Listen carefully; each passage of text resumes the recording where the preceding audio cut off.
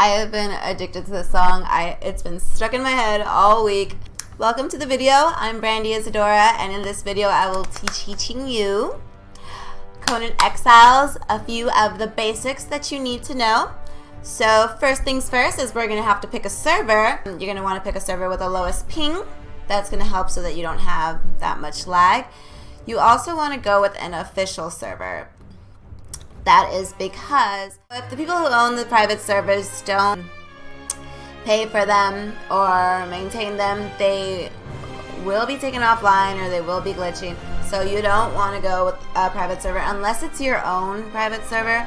You want to stick with official servers and pick one with the lower number of players. That way you have a better chance of surviving and just getting ahead, since it won't be so established. So let's go ahead and pick a random server here. I'll just pick this one since it only got 8 players. If you're a streamer, you're also going to want to be careful with nudity because there are some servers that allow nudity where they show female breasts and male genitalia, so you want to be careful with that. So once you have your gender picked out, the next thing you have to pick out is your race. Race doesn't really matter, it's all about appearance. What does matter is religion. So I'm just going to go with Bendian for race. It's just the one I usually choose. And each religion has their own benefits. For example, most of the time you cannot eat human flesh without getting sick, but if you are in the Yog religion, which practices cannibalism, then you can eat human flesh and not have any negative effects. The religion that I usually pick is the Durketha religion. Because it just has sexual attributes. I just like it. It's one of the new religions with the full release. Another thing is when you first spawn in, you have your own altar that you can use and take advantage of some of the beginning benefits of your religion and some of the things that you can craft. If you want to go ahead and practice some of the things from the other religions, you can do that. You just have to unlock it in your feats, and it costs 50 feat points. Or there are different trainers around the map that you can meet, and they will teach you things without having to spend any feat points. So first, let's go ahead and get our bearings of the game. On the top left part of the screen, we have all of our important information. We have the red bar, which is our HP, the yellow bar, which is our stamina. The circle with a water droplet is our thirst meter. The circle with a meat with a slab of meat is our hunger meter. The circle with a weight on it is our weight meter or our encumbrance meter, and then the fourth circle with the red and blue on it is our temperature meter. So that lets us know if we are getting too hot or too cold, and it will affect us. Next on the right is our journey points. So that's one of the quickest ways to level up and get some XP going. And then the right is our basic buttons. Next, if we touch our touchpad button, we can see our inventory, and all the way to the right is the things that we can craft. So next we'll push R2, and these are the attributes. So with each level up, you get a few points that you can spend on attributes. You need to know that on the right side, it'll tell you a brief little description. So let's read strength.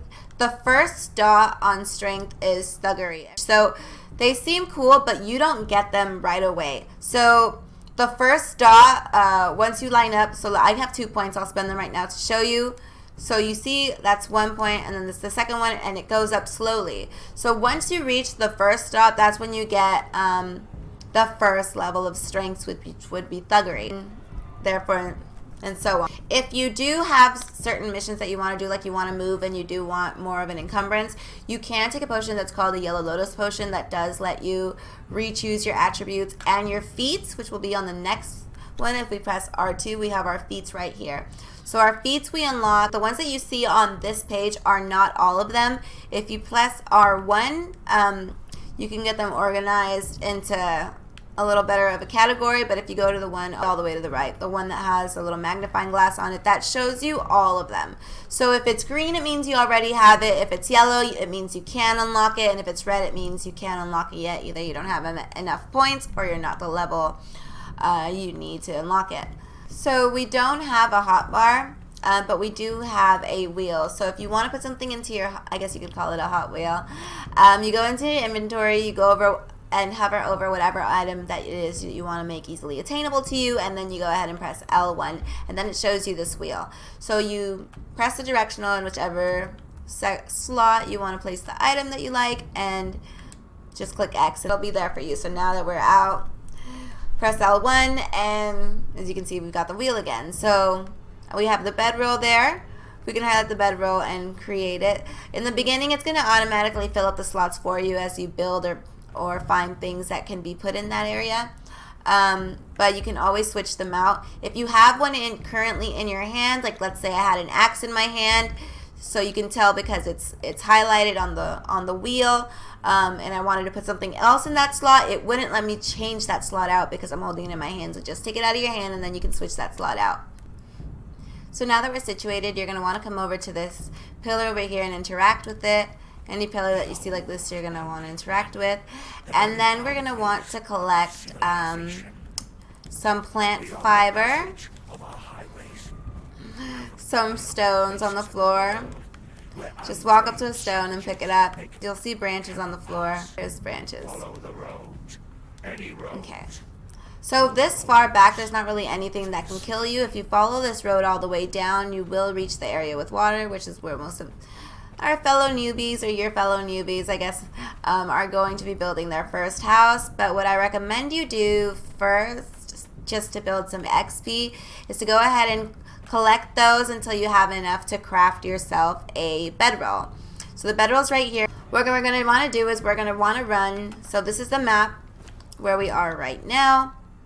Is right here, and then I'll show you guys where the other locations are. So this right here is this road, but there's I think 5 other roads going along in this direction that we want to see.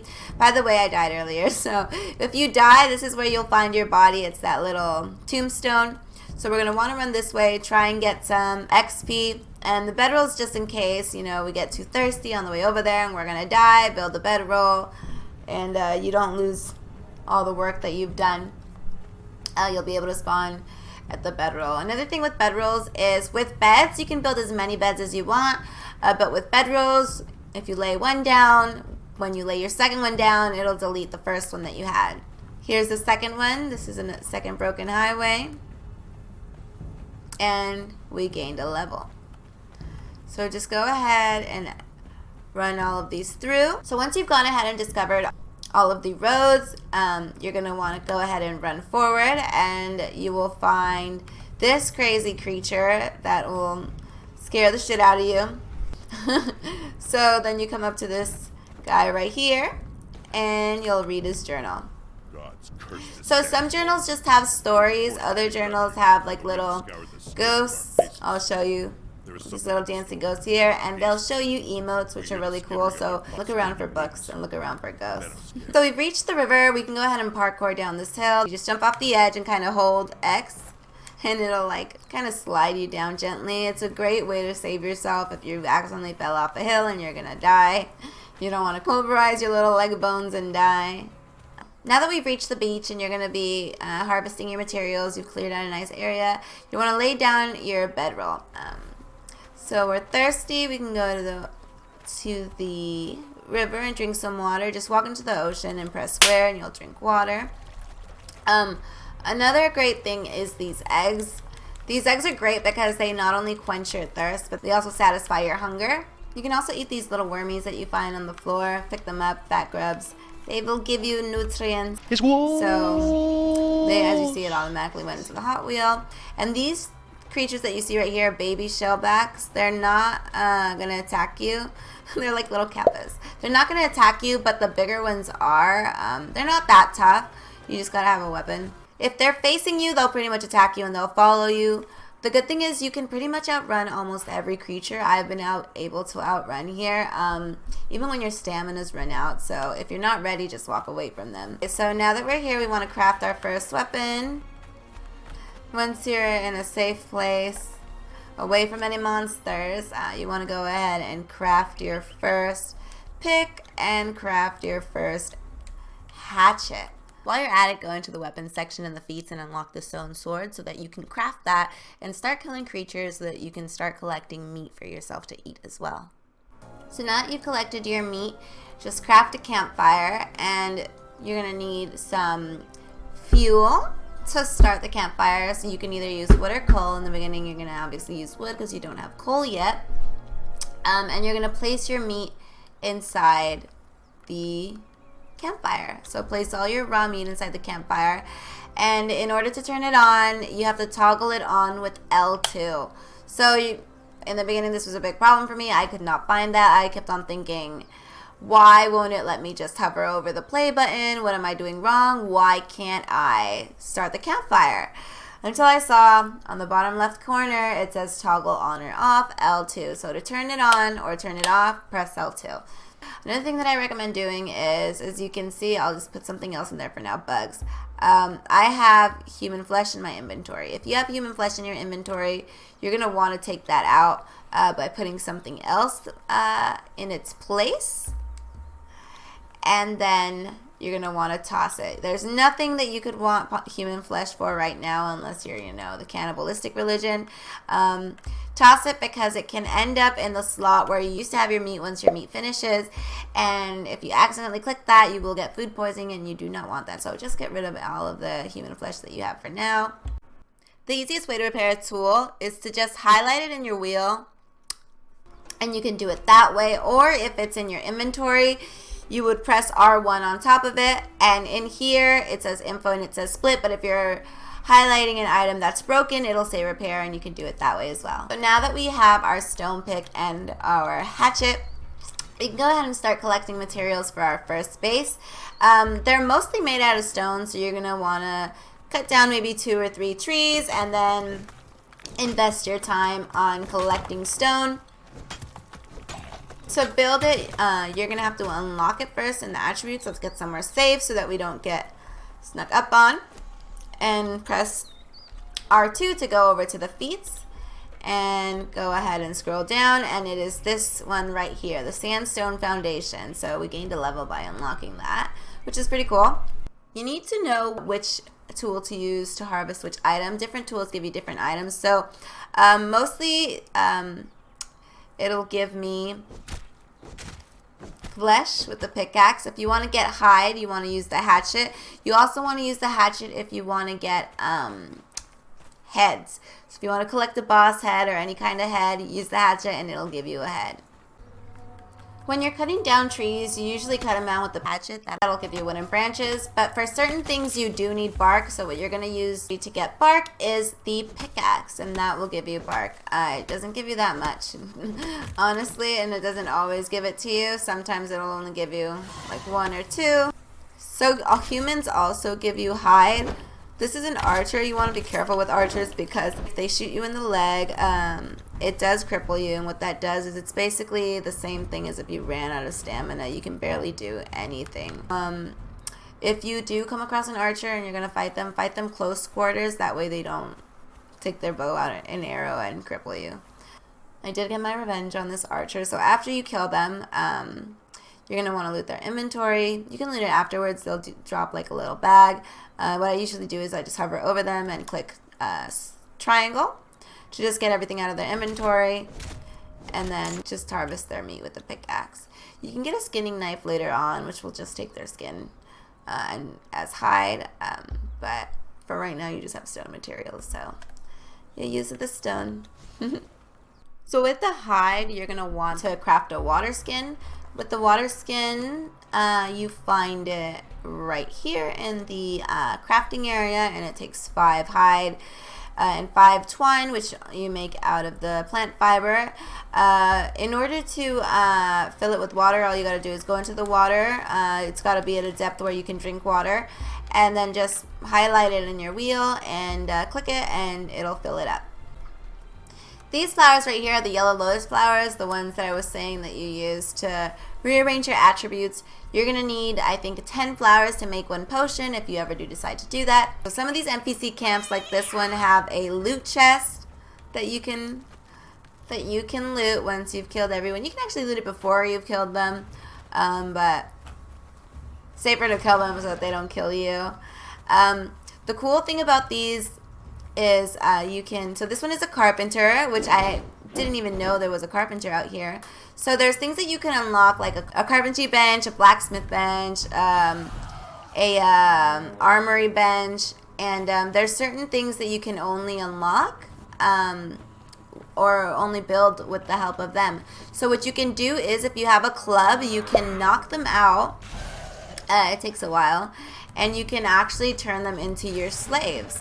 So you want to keep an eye out for artisans, carpenters, things like that, to eventually make them slaves. But that's for another video. This is the base that I usually build. I like it because it's not too square, it's not too big, it's not too small. You want to look too big because then, you know, you look threatening and tempting. So the dimensions for this are 13 foundations, 2 of each inverted roofs, which are those little triangle roofs, 5 ceilings, 8 ramps, 2 door frames and 2 doors, and 17 walls. And I'll show you where to find the inverted roofs in the inventory. So the inverted roofs are these. There's the right sloping, oh sorry, not the inverted roofs, the little sloping walls. There's the right sloping sandstone wall and the left sloping sandstone wall. You do not want to do the inverted sandstone wall. You want to do the left sloping sandstone wall and the right sloping sandstone wall. And then the roof is called the sandstone ramp. So that one's right here, and you have to unlock that in the feats. You just go over to, there we go. And it's this one right here, this green one. So yeah, I like it. It has this airlock right here. So it's basically it's a 3x4 with an airlock in the front to keep you safe from intruders. If you know someone follows you in the first door and you don't catch it, or you spawn in and you open your door and don't know that somebody's camping right there. If they can kill you, but they still won't get inside. So it's good to have an airlock. And on the inside, I like it because it's not your traditional 2-wall high house, but it still gives you the high ceiling. So next we need to make a bed. We need to unlock it in the feats. So let's go over here to unlock the bed. To the final one. And I think there we go. It's the last one in the first row. So now we have a bed unlocked. So we can place our bed. We'll craft our bed first and then place it inside the house. Yeah, it takes 20 hide. So we'll go home.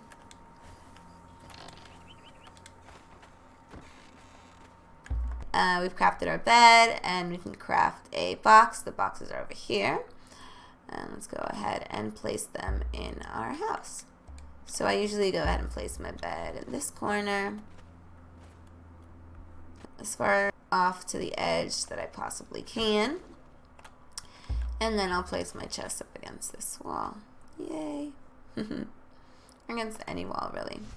So now that we have our chests, you can lock your chest. Just hold options and lock them, and it makes it so that somebody walks into your house, they have to break it open in order to loot it. We've got some metal so far from just from the rocks, but I'll link a map down below where the metal is. So you're not going to find metal here, you're going to have to travel for it. So as you guys play, you're going to start collecting items that are either really hard, it took a really long time to collect, and are valuable to you. You're only going to get ahead if you start keeping secret chests throughout the map. One way that you can do this is to find a place near a cliff and make a 2x2 and make a ceiling instead of a foundation in the corner. That way you can place a chest inside and have it well hidden, and whenever you're done using the chest, you just seal it back up with a ceiling instead of a foundation. But I also encourage you guys to find your own creative ways of hiding your chests around the map. So my final tip is for traveling long distance. You want to get used to traveling with enough building materials for a 1x1. That's a foundation, a roof, 3 walls, a doorway, and a door. The reason is if you get caught in a sandstorm, sandstorms are brutal and they will kill you really quickly. So if you notice that a sandstorm is approaching, you can tell because there starts to be like a reddish hue today. You go ahead and lay down your 1x1 and you wait out the sandstorm before you go ahead and continue your travels. Another thing you want to get used to traveling with is a few bedrolls.